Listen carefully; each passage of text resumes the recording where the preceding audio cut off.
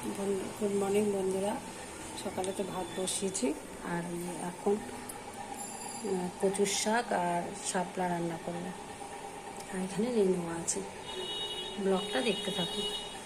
এই শাপলা ফুলের বড়াও খায়, কিন্তু এটা কেমন হয়ে গেছে, এটা আর করা যাবে না। এটা ভালো থাকবে, সেটা যদি পারি তো করবো। ব্লগটা দেখতে থাকুন বন্ধুরা। সকালে জলখাবার কচুরি আর আলুর তরকারি, এই ব্লগটা দেখতে থাকুন। শাপলা বটি রেডি। প্রথমে তেলের মধ্যে কালো জিরে ফোড়ন দিয়ে শাপলা দিয়ে আর নুন, হলুদ আর মিষ্টি আর কাঁচা লঙ্কা চেরা, আর কিছু না।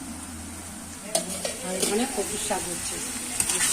আদা, প্রথমে তেল, তারপরে জিরে ফোড়ন দিয়ে আদা, জিরে, টমেটো, কাঁচা লঙ্কা বাটা আর একটু শুকনো লঙ্কা দিয়েছি আর নুন, হলুদ, মিষ্টি দিয়ে এটা কষিয়ে এই কচুটাকে সেদ্ধ করে রেখেছিলাম আর ছোলা সেদ্ধ করে এটা দিয়ে দিয়েছি। তো এটাকে ভালো করে কষিয়ে ভাজা ভাজা করে নামাবো। আর একটু গরম মশলা দিয়েছি। ব্লগটা দেখি বন্ধুরা। আজকে এই শাপলা করেছি, শাপলা বটি। এখানে কচুর শাক, এখানে পাঁপড় ভাজা, এখানে পনিরের তরকারি, এখানে হচ্ছে ডাল। ব্লগটা দেখতে থাকুন। দুপুরের খাবার বন্ধুরা, রাতের খাবার পনিরের তরকারি আর লুচি আর মিষ্টি। ব্লগটা কেমন লাগলো জানাবেন, লাইক সাবস্ক্রাইব করবে, সুস্থ থাকবেন, সাথে